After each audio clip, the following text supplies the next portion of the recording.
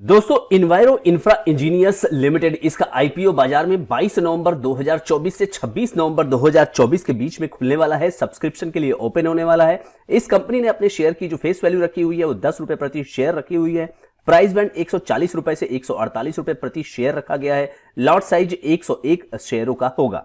दोस्तों बात करें टोटल इश्यू साइज की तो कंपनी को चाहिए बाजार से 650 करोड़ 43 लाख रुपए, जिसमें से की कंपनी फ्रेश इश्यू लेकर के आ रही है 572 करोड़ 46 लाख रुपए और 572 करोड़ 46 लाख रुपए ये पैसा जो है वो कंपनी के पास जाएगा। और ऑफर फॉर सेल है, प्रमोटर्स कुछ स्टेक अपने सेल कर रहे हैं और उसकी जो अमाउंट है दोस्तों वो है 77 करोड़ 97 लाख रुपया। ये पैसा प्रमोटर्स के पास जाएगा, इससे कंपनी का कोई लेना देना नहीं रहेगा। एम्प्लॉय डिस्काउंट जो है वो 13 रुपए प्रति शेयर का दिया गया है। दोस्तों क्यूआईबी कैटेगरी के अंदर 50% शेयर जो है रिजर्व किए गए हैं। रिटेल की बात की जाए तो वहां 35% शेयर रिजर्व किए गए हैं। एनआईआई एचएनआई कैटेगरी में 15% रिजर्व किए गए हैं। कुछ आप डेट्स जान लीजिए। 22 नवंबर को ये आईपीओ खुलेगा सब्सक्रिप्शन के लिए और 26 नवंबर 2024 को बंद हो जाएगा। बेसिस ऑफ अलॉटमेंट फाइनल होगा 27 नवंबर 2024 को और इनिशिएशन ऑफ रिफंड होगा अगर आपको शेयर नहीं मिलेगा तो 27 नवंबर 2024 को।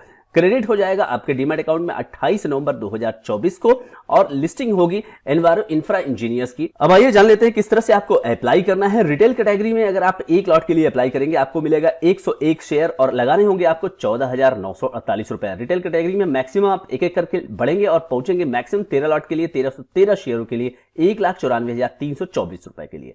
फिर उसके बाद 2 लाख से 10 लाख के बीच में अगर आप हैं तो आपको कहा जाएगा SHNI मिनिमम 14 लॉट के लिए 1414 शेयर 2,09,272 रुपए।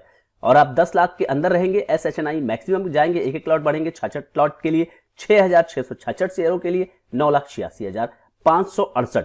और BHNI में मिनिमम आप जाएंगे 67 लॉट के लिए 10 लाख से ऊपर आप हो जाएंगे 6,767 शेयर के लिए आपको लगाना होगा 10 लाख 1,516। तो इस तरह से आपको जहां भी आप अपने आप को फिट करते हैं आपको यहां अप्लाई करने की सोचनी होगी अमाउंट के साथ। अब दोस्तों आइए बात कर लेते हैं कि कंपनी यानी कि एनवायरो इंफ्रा इंजीनियर्स लिमिटेड ये करती क्या है, इसका बिजनेस मॉडल क्या है। कंपनी की स्थापना 2009 में हुई थी और दोस्तों कंपनी करती है design, construction, operation, maintenance of what, यानी कंपनी इन सब चीजों को बनाती है। किन सब चीजों को? Water and waste water treatment plants WWTPs, यानी कि पानी या पानी से के जो वेस्ट है उसको ट्रीटमेंट यानी साफ करने का काम करती है। वाटर सप्लाई प्रोजेक्ट WSSPs, और ये किसके लिए कंपनी कर रही है? गवर्नमेंट के लिए कर रही है। WWTPs जो कि इंक्लूड इसके अंदर होता क्या क्या चीजें हैं। WWTPs तो एक बड़ा टर्म है। इसके अंदर कंपनी बनाती है STPs यानी कि सीवेज ट्रीटमेंट प्लांट बनाती है, सीवरेज स्कीम्स बनाती है,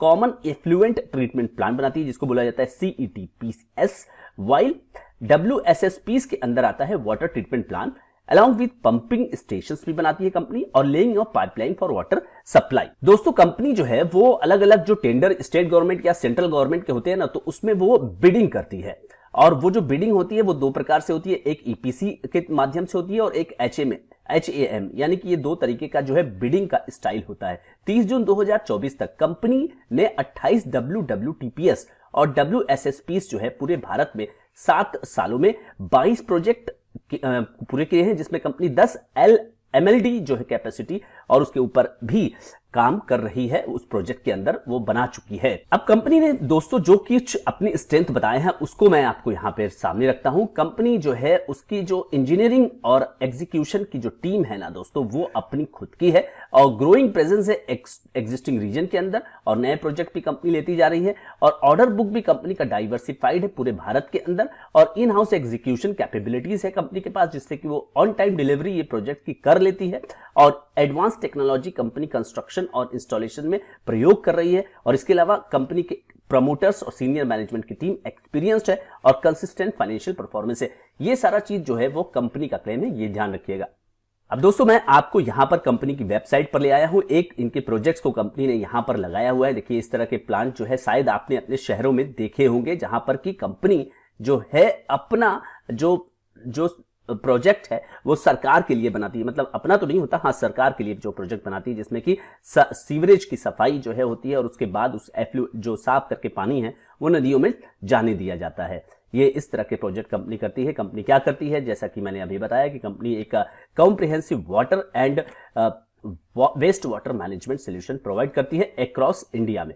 जिससे कि लोगों का जीवन स्तर जो है, स्वच्छता अभियान, जैसा कि आप जानते हैं कि स्वच्छता अभियान में भारत सरकार कमिटेड है और उस तरह से कंपनी उसी तरह के सॉल्यूशंस प्रोवाइड करने के लिए जानी जाती है। देखिए 2009 में कंपनी की स्थापना हुई थी। एक एक करके मैं ये स्लाइड्स अगर ओपन करूं तो कंपनी ने 2 टेक ओवर किया बिजनेस पार्टनरशिप फर्म में, और इस तरह से कंपनी की जो ग्रोथ है वो आप देख सकते हैं कि कंपनी ने किस तरह से आगे अब चलते हैं। अब कंपनी का प्रेजेंस जो है पैन इंडिया में पंजाब, हरियाणा, गुजरात, उत्तर प्रदेश, राजस्थान, छत्तीसगढ़, मध्य प्रदेश, दिल्ली, कर्नाटका। अब क्लाइंट्स की बात करेंगे, देखिए नमामि गंगे प्रोजेक्ट है, जोधपुर नगर निगम है, आरएमसी है, अब यहाँ देखिए उत्तर प्रदेश सरकार के भी प्रोजेक्ट है। तो अलग अलग जो सरकार हैं उनके साथ मिलके कंपनी काम कर रही है। ये देखिए बीडा है और आईडीसीओ है, अहमदाबाद म्यूनिसिपल कॉरपोरेशन है। तो ये अलग अलग जो प्रोजेक्ट है, ये देखिए अहमदाबाद म्यूनिसिपल कॉरपोरेशन है, कोटा है, बीडा, तो अलग अलग जगह, बीकानेर म्यूनिसिपल कॉरपोरेशन, तो अलग अलग सरकारों के साथ मिलकर के ये काम कर रहे हैं। तो दोस्तों कंपनी का बिजनेस मॉडल आपने देखा, कंपनी जो है वो इंफ्रास्ट्रक्चर सेक्टर में और खासकर सैनिटेशन सेक्टर में काम करते हुए आपको नजर आ रही है। काफी छोटी कंपनी है। 31 मार्च 2022 फाइनेंशियल्स की बात करते हैं, 148 करोड़ रुपए के कंपनी के एसेट्स हैं और 31 मार्च 2023 को ये बढ़कर के 347 करोड़ हो जाते हैं, 761 करोड़ उसके बाद और 2024 में, और 30 जून 2024 तक 812 करोड़। सीधा हम यहां पे आते हैं और देखते हैं क्या बोरिंग्स बढ़ी है। 18 करोड़ की बोरिंग्स हो जाती है 64 करोड़, दिन 233 करोड़, अभी फिलहाल 305 करोड़ क्रॉस हो गई बोरिंग्स। तो उसी को यहां पे आपको यहां पे इसका परिलक्षण दिख रहा है। दोस्तों रेवेन्यू की बात करें तो 225 करोड़, 341 करोड़, 738 करोड़। तो रेवेन्यू तो जबरदस्त है। यहां आप देखिए एसेट से ज्यादा रेवेन्यू आपकी कंपनी जनरेट कर रही है। इसको अच्छा एक टर्नओवर रेशियो बोला जाता है। एसेट टर्नओवर रेशियो अगर आप देखेंगे तो ये काफी अच्छा माना जाएगा। 207 करोड़ की रेवेन्यू 800 करोड़ के एसेट्स पे है। अगर इसको आप 4 से मल्टीप्लाई करेंगे तो 800 करोड़ के एसेट्स पे 800 करोड़ का revenue, that's a very good sign.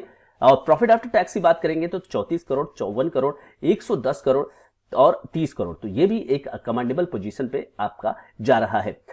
Net worth की बात करें, कंपनी का जो नेटवर्थ है फिलहाल यानी कि एसेट्स माइनस लायबिलिटीज 323 करोड़ रुपए का इस समय है, जो कि 3 साल पहले केवल 71 करोड़ रुपए था। रिजर्व्स एंड सरप्लस की बात करेंगे 186 करोड़ कंपनी के पास है और टोटल बोरोइंग्स कंपनी जैसा कि मैंने कहा 305 करोड़ रुपए है और कंपनी की बोरोइंग्स जो है बढ़ती जा रही है। ये एक मेजर कंसर्न है। कंपनी ग्रोथ फेज में है, इसलिए इसको आप नजरअंदाज भी कर सकते हैं। सेल्स क्योंकि लगातार बढ़ता जा रहा है। अब दोस्तों बात करें कि कंपनी किस तरह से लिस्ट होगी। कंपनी लिस्ट होगी एक स्मॉल कैप कंपनी के रूप में 2500 करोड़ के आसपास कंपनी लिस्ट होगी अगर हाई प्राइस रेंज के आसपास लिस्ट हुई। अदरवाइज 3000 करोड़ आप मान के चलिए कि 3000 करोड़ के आसपास कंपनी लिस्टिंग के समय वैल्यूएशन दिखाएगी। आरओई की बात करें 51%, ROCE that's a nice one 32%।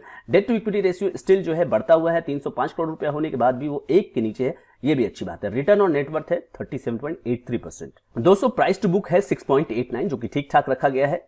और मार्जिन की बात करें तो पैट मार्जिन जो है वो 15% है, that's also a good sign. अब अगर बात करें दोस्तों ईपीएस की, company post IPO EPS earn करेगी 7 का और पीई होगा इसका 21। तो पीई मैं यहां पर लिख देता हूं 21 और ईपीएस है मान लीजिए कि 8 और 8 के ईपीएस पे कंपनी मांग रही है आपसे 21 का पीई।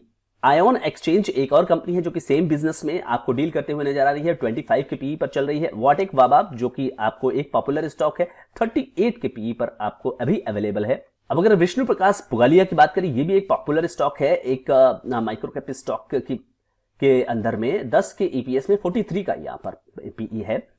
दोस्तों ईएमएस लिमिटेड 29 का ईपीएस है और 25 का पीई चल रहा है। तो यहां पे आप देख रहे हैं कि अलग अलग कंपनियों के ईपीएस और उनका जो वैल्यूएशन है बाजार अलग अलग देता हुआ नजर आ रहा है। अब कंपनी इस पैसे का क्या कम करेगी? कंपनी वर्किंग कैपिटल रिक्वायरमेंट के लिए प्रयोग करेगी, यानी कि कंपनी का जो काम है उसमें पैसे की कमी हो रही है। और दोस्तों कंपनी का एक प्रोजेक्ट है 60 MLD STP जो कि मथुरा सीवेज स्कीम के अंतर्गत मथुरा में उत्तर प्रदेश में लग रहा है। कंपनी वहां इस पैसे का निवेश करने वाली है और रीपेमेंट प्रीपेमेंट करेगी कंपनी सर्टेन आउटस्टैंडिंग को भी।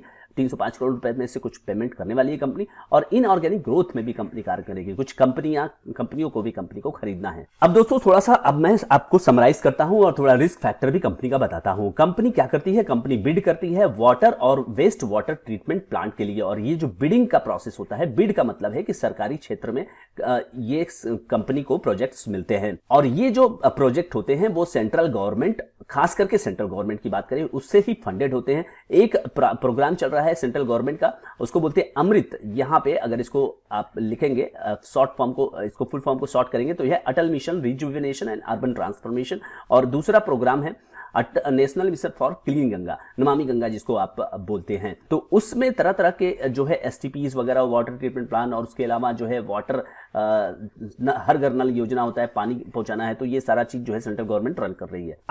अगर देखिए रिस्क फैक्टर की बात करें, अगर सेंट्रल गवर्नमेंट और स्टेट गवर्नमेंट के जो बैठी हुई सरकारें हैं अगर इस तरह के प्रोजेक्ट में पैसा लगाना कम कर दें तो क्या होगा, नंबर ऑफ प्रोजेक्ट की संख्या जो है वो डाउन हो जाएगी और कंपनी का बिजनेस मॉडल इंपैक्टेड होगा। अब सेंट्रल गवर्नमेंट और स्टेट गवर्नमेंट ने तो प्रोजेक्ट्स रन कर दिया, लेकिन कंटिन्यूएशन ऑफ जिस तरह के प्रोजेक्ट की बात है, अगर मान लीजिए कि अभी अगर सेंट्रल गवर्नमेंट में एनडीए की गवर्नमेंट है और उसके बाद जो है कोई और सरकार इंडी की सरकार आ जाती है और उनको लगता है कि नहीं ये प्रोजेक्ट्स बंद होने चाहिए, तो फिर ठीक है, कंटिन्यूएशन ऑफ इस तरह के प्रोजेक्ट्स जो है मुश्किल हो जाएंगे और आपका कंपनी का जो रेवेन्यू है वो सीधी सी बात है कि नीचे हो जाएगा। दूसरी बात है कि गवर्नमेंट सेक्टर में देखिए कि कोई भी चीज इन प्रिंसिपल स्वीकार तो कर ली जाती है, लेकिन जो डिले होता है अवार्ड में, कंपनी ने बिडिंग किया और बिडिंग में कंपनी का जो है सबसे लोवेस्ट आया भी, लेकिन अवार्ड नहीं हो रहा है, अवार्ड होगा तभी तो काम शुरू होगा, तो डिले होता है अवार्ड में, प्रोजेक्ट में, तो फिर उसके बाद रेवेन्यू इंपैक्टेड हो जाता है। दूसरी बात दोस्तों कि a winning project is base of the business, जो है आपको प्रोजेक्ट को लगातार जीतना होता है और प्रोजेक्ट को लगातार जीतने के लिए क्या होता है कि आपको लोवेस्ट बिड लगानी पड़ती है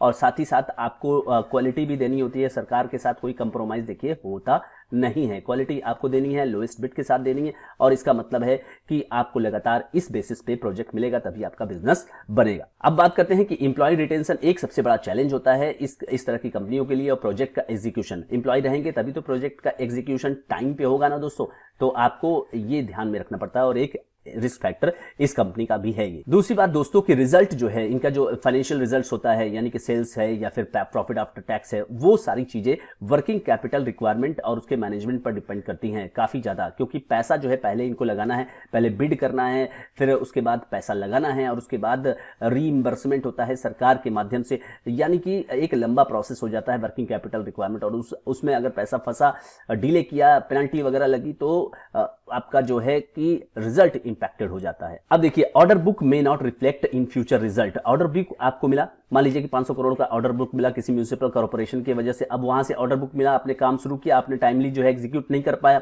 आप टाइमली एग्जीक्यूट नहीं कर पाएंगे तो आपको क्या देना पड़ेगा, आपको पेनल्टी देना पड़ेगा। सेल्स तो अलग गई और उसके बाद मान लीजिए कि पेनल्टी और पैसा मिलने में वहां पे देरी हो जाएगी। अब टाइमली आपने ऑर्डर जो है टाइमली आप प्रोजेक्ट एग्जीक्यूट करने में सफल नहीं रहे तो आपकी कॉस्ट भी तो बढ़ जाएगी, तो वहां मार्जिन इंपैक्ट कर जाता है, तो ये सारी प्रॉब्लम होती है। दूसरी बात, profitability depends on managing cost as per PPA, जो आपका जो प्रोजेक्ट है उसी हिसाब से जो है आप बिडिंग करते हैं, और इन फ्यूचर अगर आपका कॉस्ट जो है यानी कि इनपुट कॉस्ट जो भी चीज से आप प्रोजेक्ट बनाते हैं, मटेरियल कॉस्ट वगैरह हो जाएगा, सीमेंट है और सारे मटेरियल है, तो उसके बढ़ने से आपका प्रॉफिटेबिलिटी जो है हैम्पर करता है। दोस्तों ब्यूरोक्रेसी एक बड़ी प्रॉब्लम है सरकारी क्षेत्रों में, ब्यूरोक्रेटिक डिले जो है, सरकारी बाबुओं से आपको निपटना होगा बिडिंग के समय और अवार्ड के समय और उसके बाद इंस्पेक्शन कराने के समय, तो सारा कुछ जो है वो बाबू लोग करते हैं। बाबू का मतलब यहाँ पे आईएएस ऑफिसर से यहाँ पे मैं लगा रहा हूँ, और सभी प्रोसेस में आपको उन सबको संतुष्ट करना पड़ता है जो कि डिले का काम करता है। Ability to repay debt, company के पास जो है वो 305 करोड़ रुपए के अभी डेट है, और कंपनी जो पैसा उठा रही है उससे पूरा डेट का पेमेंट नहीं करेगी, कुछ का ही करेगी, और आगे आने वाले समय में अगर कंपनी के रेवेन्यू इंपैक्टेड होते हैं तो वो कंपनी के रीपेमेंट के एबिलिटी पर डाउट पैदा कर सकते हैं। नेगेटिव कैश फ्लो इस बिजनेस की एक समस्या रहती है दोस्तों, क्योंकि पैसा जो है आपको पहले लगाना होता है, first you have to invest in the project, then उसके बाद सरकार जो है वो इंस्पेक्शन वगैरह करके आपके प्रोजेक्ट को पास करके आपको आपका पैसा देती है। तो नेगेटिव कैश फ्लो इसकी एक प्रॉब्लम है। अगर इससे कंपनी पार पा लेती है तो कंपनी अच्छा काम कर पाएगी। इंक्रीजिंग इनपुट कॉस्ट, जैसा कि मैंने कहा कि इंक्रीजिंग इनपुट कॉस्ट, कंपनी पहले बिडिंग करती है, बिडिंग के समय कॉस्ट असेसमेंट करती है, लेकिन फ्यूचर में अगर इनपुट कॉस्ट जो भी चीज से प्रोजेक्ट बनता है वो बढ़ गया तो कंपनी का जो मार्जिन है वो इंपैक्ट कर सकता है। अब इन फ्यूचर कंपनी हो सकता है कि नई टेक्नोलॉजी आने पर उसको सही से अडॉप्ट न कर पाए, ये भी एक बड़ा रिस्क हो सकता है दोस्तों। कंपनी के कुछ कंटिजेंट लायबिलिटी है, ऑलमोस्ट मुझे लगता है 225 करोड़, मैंने जब देखा था आरएचपी में तो 225 करोड़ रुपए के आसपास कंपनी की कंटिजेंट लायबिलिटी है, जिसमें से कि कुछ जीएसटी के भी क्लेम्स जो है जीएसटी डिपार्टमेंट जो है वो कंपनी के ऊपर ठोकी गई है। तो अगर कंपनी को ये देना होता है तो एक मुश्त रकम कंपनी के खाते से जा सकती है। इनऑर्गेनिक ग्रोथ के प्लान्स है कंपनी के पास। जो पैसा कंपनी आपसे ले रही है उससे कंपनी कुछ कंपनियों को खरीदेगी, और अगर कंपनी इसको नहीं कर पाएगी तो ये एक नेगेटिव एस्पेक्ट हो सकता है। दोस्तों, execution of project and bank guarantee, company को प्रोजेक्ट को एग्जीक्यूट करना होता है टाइम पर। अगर कंपनी ऐसा नहीं करती है तो कंपनी की जो बैंक गारंटी होती है वो जिसने प्रोजेक्ट दिया है वो ले लेता है, और ये एक बिजनेस को इंपैक्ट करता है और साथ ही साथ नेगेटिव फाइनेंशियल इंपैक्ट कंपनी के ऊपर हो जाता है। दोस्तों, कोई भी सेक्टर हो कंपटीशन तो रहता ही है, बिडिंग आपको करनी होती है, लोएस्ट बिडिंग करनी होती है, और सभी और भी कंपनियां हैं जो कि सेक्टर में काम कर रही है, जैसा कि आपने देखा। दोस्तों, तो ये जो कंपनी है वो सरकार के साथ मिलकर काम करती है। सरकार के प्रोजेक्ट्स इस कंपनी को अगर मिलते रहे तो ये कंपनी जो है भविष्य में अच्छा काम कर सकती है। और जहां तक बात है लिस्टिंग की, तो लिस्टिंग के लिए आपको जीएमपी का ट्रेंड भी देख लेना चाहिए। जीएमपी का ट्रेंड इस समय फिलहाल केवल 7% के आसपास चल रहा है, तो उस हिसाब से आपको ये आईपीओ देखना चाहिए लिस्टिंग गेन के लिए। तो मुझे लगता है कि लिस्टिंग के लिए आपको थोड़ा सा इंतजार करना चाहिए। अदरवाइज अगर इसी अगर जीएमपी के ट्रेंड को सही माने और मार्केट के इतना इस समय के मूड को अगर देखें तो मार्केट का मूड तो ठीक नहीं है, तो मुझे लगता है कि 10% से लेकर के 15% की लिस्टिंग गेन इस कंपनी को हो जानी चाहिए। जहां तक लॉन्ग टर्म क्या व्यू है, तो लॉन्ग टर्म के व्यू के लिए अगर आप इस जैसी कंपनियों के आप रिटर्न को देखिए तो इस जैसी कंपनियों के रिटर्न ठीक ठाक बन गए हैं। यानी वाटेक वाबा को देख लीजिए या आयोन को देख लीजिए, तो ठीक ठाक रिटर्न इस कंपनी के इस तरह की कंपनी के इस सेक्टर की कंपनियों ने दिए हुए हैं। तो लॉन्ग टर्म के लिए अगर आपको इस तरह की इंफ्रा कंपनी में आपको रहना है तो मुझे लगता है कि कंपनी का परफॉर्मेंस, कंपनी का जो फाइनेंशियल जो परफॉर्मेंस कंपनी ने दिखाया है उस आधार पे आप लॉन्ग टर्म के लिए इस आईपीओ में अप्लाई करने की सोच सकते हैं। केवल सोच सकते हैं, अप्लाई करना और ना करना यह आपके फाइनेंशियल एडवाइजर पर डिपेंड करता है। तो दोस्तों, एक बिग डिस्क्लेमर मेरा यही है कि आपको जो कुछ भी करना है वो आप अपने फाइनेंशियल एडवाइजर से संपर्क करके ही करिएगा। मैंने केवल यहाँ पे फैक्ट्स आपके सामने रखे हैं। तो दोस्तों, अगर आप चैनल पर नए हैं तो सब्सक्राइब करिए, वीडियो को लाइक करिए, शेयर करिए, ताकि इस आईपीओ के बारे में लोगों को पता चल सके। Thank you so much.